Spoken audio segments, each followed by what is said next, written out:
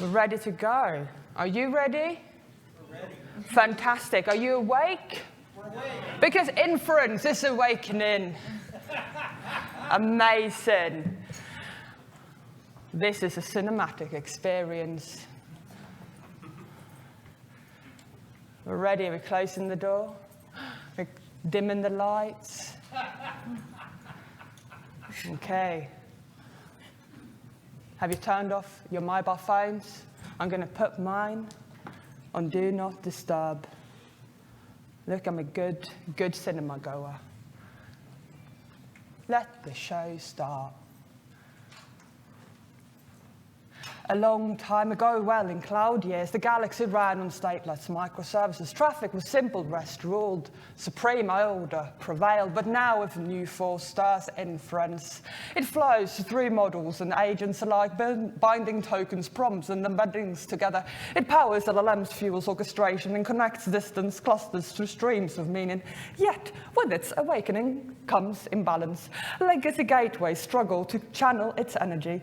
GPU queues overflow. Context collapses, and platform teams teeter on the edge of chaos across the open source frontier. A new generation of builders rises armed with Envoy AI Gateway, KServe, and the wisdom of observability. They seek harmony between performance and cost, openness and control. Their mission to master the inference, to route it, to secure it, and let it flow through architecture. And now I didn't read the last bit because it faded into oblivion, but we will sort it out. It scrolled past quite quickly there. But Alexa, I think a new force is rising. You're correct. That new force, of course, is generative AI. It's not just another service. It's fundamentally a different kind of workload that is changing the map. And our platforms are feeling a disturbance. The disturbance isn't just a minor sensor glitch. It's a systems-wide alert. So we need to consider our new patterns that we're experiencing. So we need to consider these new workloads of large language models, and sometimes they're very large, like too large to fit on a single node. We also need to consider the new traffic patterns, so our long-running, stateful, token streaming patterns that are different than our maybe short and stateless patterns of before. And we have some new infrastructure demands. So we need a lot of GPUs. We need to consider our hybrid cloud and multi-provider architecture as well. So let's talk about why are these old tools struggling? Well, what do we need? We need more AI native logic. We need tools that think more about prompts, models, and routing them to the correct places. So we also need more intelligent routing. Compared to our traditional request-based routing, we want to have routing that has a little bit more context, maybe about our capacity, about our token usage, about cost, about which model we should route to. Additionally, we need more intelligent and complex rate limiting. So now we need to understand, again, the cost, the tokens, and maybe we want to rate limit by that, and we need new tools to support this new type of rate limiting. Additionally, we have some enterprise security gaps that we need to fix. So now that we're in this architecture that's hybrid, multi-provider, and on-prem, we need a unified and managed way to manage all of our credentials safely and securely so that we can route easily to these different providers. Well, it does sound like you've got a bunch of requirements, Alexa. Yeah, a little bit I do. You think I'm going to fix all of that for you? Yeah, can you?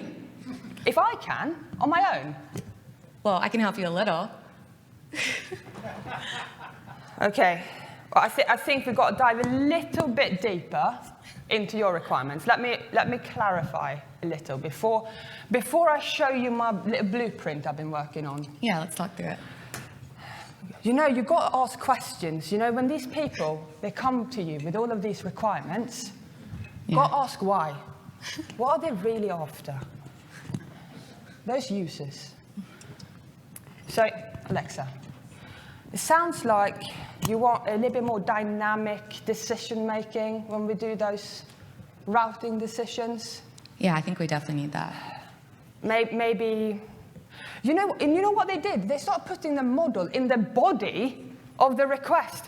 You know what? You guys, you've been in the networking space routing. You know, it was a lot easier when people put the routing decisions, the things we want to make routing decisions on, in the headers. Oh, it's a lot easier. Now they shoved it down in the body. Who decided that? Anyway, it's down there now. So, and then, you know what else happened? It will become quite complicated because this GPU stuff, these types of workloads, they're really complex in how they work because they consume so much GPU power. So you have to also start thinking about how we can utilize our hardware really well. So I have to start thinking about not just about where I want to route it, but also need to route it to the best hardware in my, especially if we do it on-prem, because Alexa, this security stuff here, if I understand you correctly, you don't always want to route it off into the cloud somewhere, because sometimes you want to keep it in-house, keep it in the family. That's true. Yeah. I thought you did. Yeah. And I think you want to observe it, because we have another little problem, right? Sometimes this generative AI, it returns request, and it's a 200. It's gibberish, bullshit, some might say. But it's a 200. So how we have to observe this stuff is a bit different. Yeah, we definitely need to evaluate it. Okay. It's complicated. I get that a lot. And things may fail, I heard. I had some outages in US East recently. So you want me to fix that for you too? If you can. All of US East? Sure. Okay. I can't do that, but I have an idea. I believe in you. Thank you. I have an idea too. Let me show you. I'm not going to reinvent the wheel. So let me show you my blueprint. Let's go. Yeah, so first we need a launch vehicle, because we're going into space. And we're going to use Kubernetes. And you know what? Kubernetes may seem old. We all know it's kind of old now, but it's evolving. It can handle this stuff now. So you can actually use those. You know those old data centers you got? Oh, never. Yeah, Yes. yeah, you know you invested in all of this infrastructure. Yeah, we did. Yeah. You bought GPUs before. Yeah. I'm going to let you use them. And you're going to use those. They also have this cool thing now called the Inference extension to the Gateway API. So we're going to be able to actually do some cool routing. And then, you know KServe? You might have thought, because that is a bit old as well, it did all of this deterministic machine learning hosting stuff. But you can actually, nowadays, do LLM hosting, and you can combine it with VLLM. So, you know, that's great open source models, so we can actually reuse all of that hardware you already own. Yeah. Cost savings. Great. Power bill, you got to pay for that, though. Oh, yeah. Yeah. Okay? This is great. Yeah, great. We have, next thing, we're going to route the traffic. So we've got the rocket engine. Now we've got to route the traffic. So Envoy, cute logo here. Envoy, great. Also, seems like I've got a few years on it, right? Yeah. Turning 10 years next year. But Envoy, great community behind it. So many people working together, and it's so extensible. And the architecture is really fundamentally solid, which allows us to accommodate all of this new traffic handling, and that is going to allow us to route not only to your stuff on-prem, but also off-prem, and it allows us to do all of this failover. You know when the US East goes down? Oh, yeah. Yeah, we're fine. We're totally fine. Yeah, and you know what? We're also doing MCP routing. Yeah, we're getting that. I've got Jan there. Hello. If you're ever interested in MCP routing and Envoy proxy, talk to him. He'll be at the Envoy kiosk, I believe, later. And then you have LLMD. That can help us with the inference extension, endpoint picker, allows us to, again, make the most out of the hardware you already own. So exciting. So exciting. I love you. I know that you, I love you. That sounds weird. I know you love saving some money there. I do. Yes. I do like you, though. You're lovely. And then the monitoring console. We don't want to overwhelm our friends in ops, right? So we don't want to give them a bunch of new monitoring tools. I don't like that either. I don't like having to learn a bunch of new things, and I don't like having to change things too much. Change management, headache. So, open telemetry, great. Prometheus, great. Grafana, absolutely. And what you may not know about, or maybe you do, now I'm making generic statements, but I didn't for a while, Open Inference is really great and allows us to deal with this situation of the 200s. So it plugs in really nicely with this open telemetry stuff and allows you to trace and gather information about those inference requests and then analyze them. So, Alexa, we've got the monitoring console sorted. Do you think we are ready to take off into space and deal with this new force that is rising? I think we're ready. Am I authorized? Yes. And you know what? I've used all of these little blueprints here. They're completely in the public domain. Yes. Just like all of these open source tools. You may have noticed there's not a single vendor thing in here. No. Yeah. Because I wouldn't dream to use something that is copyrighted. No, we would never. Never. Absolutely. No, nothing here is ever alluding to anything copyrighted. Do you want to hear a bit more about how we're going to combine Envoy AI Gateway and KServe? Tell me. Fantastic. See, this is a little robot. Nothing to do with any other robots that may have existed in any other space associated things. It's the guardian at the edge. Or she. It's pink. They. So this is a very simple diagram. But there are client applications. Some of them could be an agent or just an application that you built for fun. And that wants to get some inference that is either running on-prem or out in the cloud on the provider or some MCP server. So Envoy AI Gateway can help you do that. This is a simple version. And Alexa and I have talked a lot about is that we like to think about adopting a tier 1 and tier 2 architecture.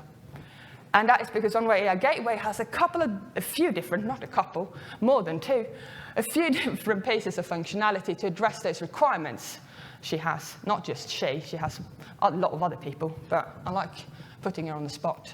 So there's a lot of different requirements here that we're dealing with, and we run that on a Kubernetes cluster, this gateway. And then we have a tier 2 gateway. So let's talk about all of these different features that we have on the tier 1 gateway and what we're dealing with at that level.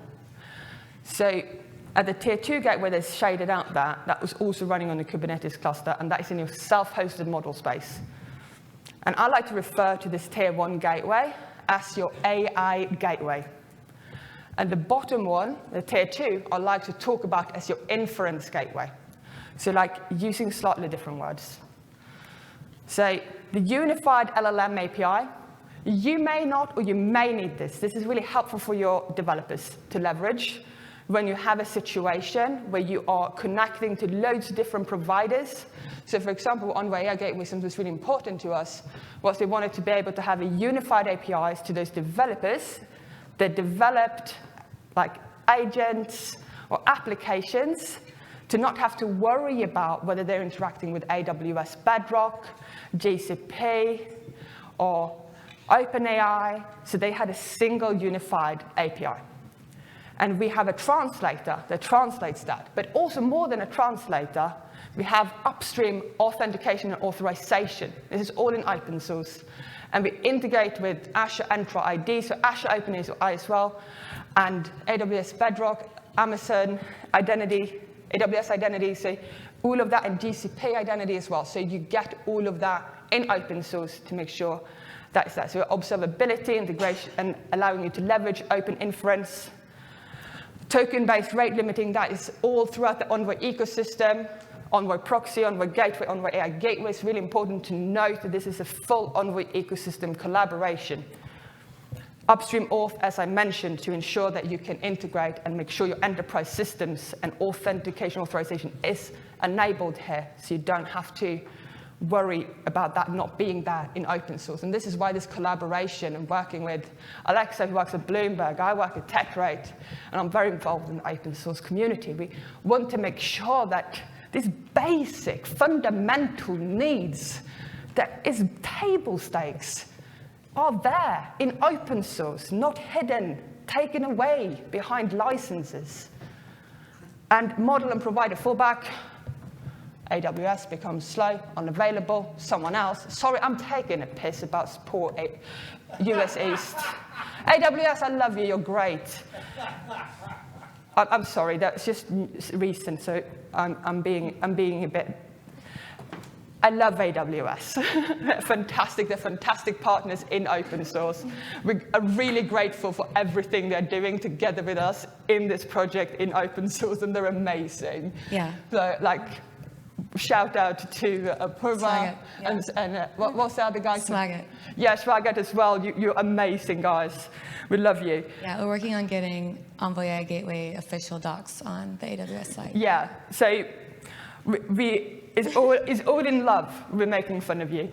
So we also have the new model context protocol proxy that is available. So this is the tier 1 AI gateway that allows you to route both to your on-prem system, and that in that cluster, your Kubernetes cluster where you're running KServe, you can run to your next tier 2 gateway. Alexa and I have written a more in-depth blog about this. You can find on the Envoy AI Gateway site about this architecture. You can read, not listen to me jabbering on about it. So I'll let you explore that in your own time. And I will hand off to Alexa to talk to you about KServe. And we'll head off to another planet that is all blue and has another little funny character hanging out. Great. OK, so that was the gateway. Now let's talk about our engine. And that runs our self-hosted models. So this is KServe. We're just going to call it the model fleet. And it's an open source project built specifically for Kubernetes, co-founded by my manager, Dan Sun. So what does it do? It gives us a standard scalable way to run these self-hosted models on-prem, and it gives every model a stable internal endpoint that the gateway, for example, can talk to, or that you can hit, and it gives us back an answer. So this single declarative API that KServe has also helps us define how a model should be served, and it's definitely a standard production model serving on Kubernetes.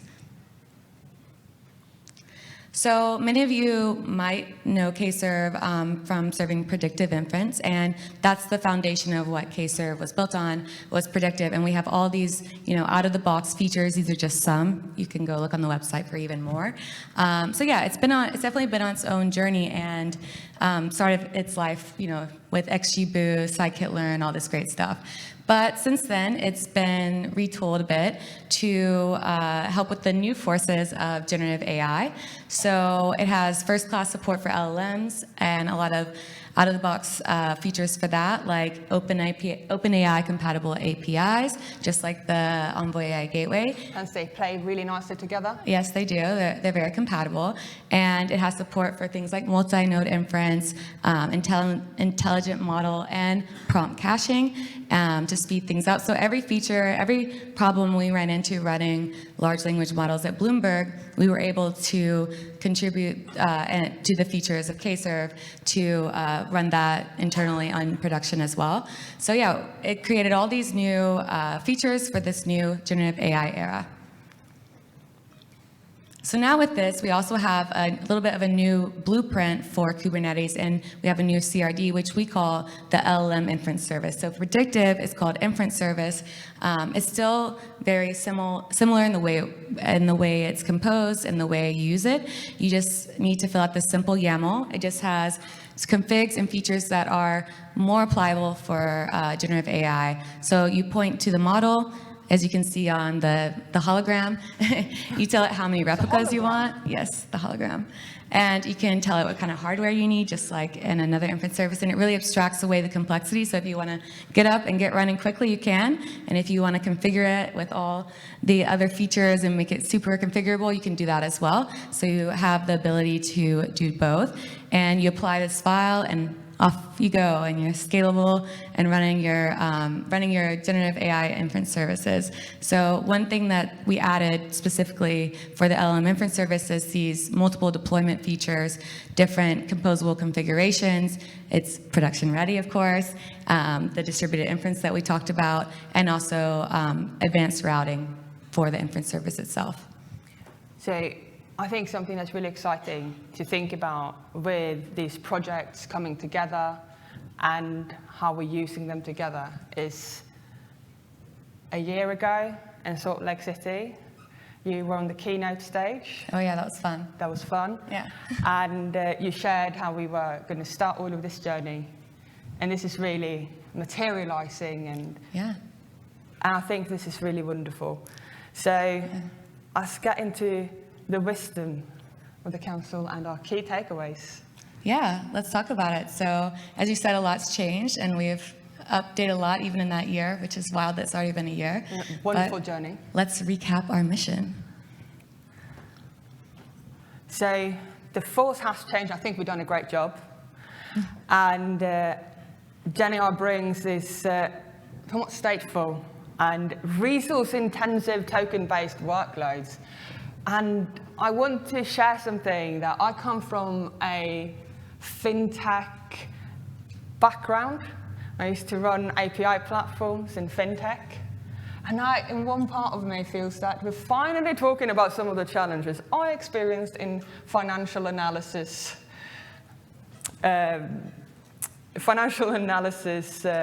workloads, if we call it that. And generative AI, I think it's really exciting to see that some of the challenges that I've experienced throughout my career are now also coming to play. Yeah. So we need to evolve our platform for the generative AI era, just to address some of these pain points that we were seeing. So the old tools are no longer sufficient. We need new ones. So for example, your old API gateway is just going to route a request, but now we need more context and to understand all these things that are specific to LLMs, like models, prompts, and tokens. And understanding that underlying infrastructure and what's going on with it is so interesting. Yes. It's been fantastic and really interesting, yeah. And stellar. Oh, love that. That wasn't an intended pun, wasn't it? Yeah. So intended. And the Open Source Alliance is here. And as you need AI native capabilities, we are here, we are collaborating. I think this wonderful cross-project collaboration, and you can get involved. You're all here together. And I'd say we're quite friendly. Do we look friendly? I think so. Thank you for laughing. Appreciate it. I don't know if that is no, you look absolutely terrifying. But, you know, I hope we look friendly. So we have a new GenAI toolkit. So we have these open source tools that we've put a lot of time in and collaborated with so that we can build in the open and collaborate together and solve these problems in the open. So things we've mentioned, of course, like KServe, the Open AI Gateway, and many others, yeah. And Open Inference, like we really love all of the enhancements that come in the open telemetry space to support all of this. It's fantastic. And all of the support throughout the cloud-native community to accommodate these new challenges has been fantastic to see. So ultimately, the mission has changed. And the old tools are evolving, but they aren't dying. They are not going away. So you heard our names, hopefully, maybe a few times. But who is this lady really, and how do you get hold of her? She'll tell you. Yes, my name is Alexa Griffith, and I am a senior software engineer at Bloomberg. I work on their AI platforms, and Bloomberg is hiring, so that QR code should send you to the page about that. And then if you're looking to find me, I have a website, a podcast, a LinkedIn, things like that, and you should be able to find me through the Linktree QR code on the right there. Yeah. Mm-hmm. I hope you can see the QR codes. She is quite lovely, so if you want to work at Bloomberg, I recommend applying. My name is Erica Hughberg. You can find me on LinkedIn. I'm quite annoying. I post on there. So you can find out what I'm up to. I'm running a new live interview series where I interview people who are building solutions that have AI features in them to find out how they actually are architecting their solutions, which I think is quite interesting because there's so much going on about people trying to push you to use their AI solutions, but I want to find out how they actually architected their solutions and share it with you. So that's what I'm up to recently. And then Tetrate. I work at Tetrate. We also hire all the time. So feel free to check us out. We also have some exciting tools, such as you saw Envoy AI Gateway here. If you want a quick, easy way of using it, we have a hosted version of that. If you want to try it out, you can do that quite quickly and easy, and then you can install it yourself on your Kubernetes cluster if you like it. So that's an easy way to get started. But the most important thing and the most important homework for all of you today is to get involved in open source if you aren't already, and that is to join the Alliance. There's loads of QR codes here. Take a photo, get your phone out, not to open Slack, or you can take a photo, then you're going to open Slack and share it with all of your friends. That's okay. But this is GitHub, websites, docs, how to get involved. So that's both for KServe and Envoy AI Gateway. So we obviously want you to bring your use cases. You don't have to contribute code. I'd say the most easy way to start contributing is to ask a question, because questions are the most valuable way for maintainers to find out what you need, so we can help you be successful, because we really want to. So everyone taking a photo, shared with your friends. If you didn't get a photo, ask the person next to you. It's like what you did in school, right? When you went to university or college or whatever. You asked the person next to you. Thank you. Thank you so much for taking the time. Thank you.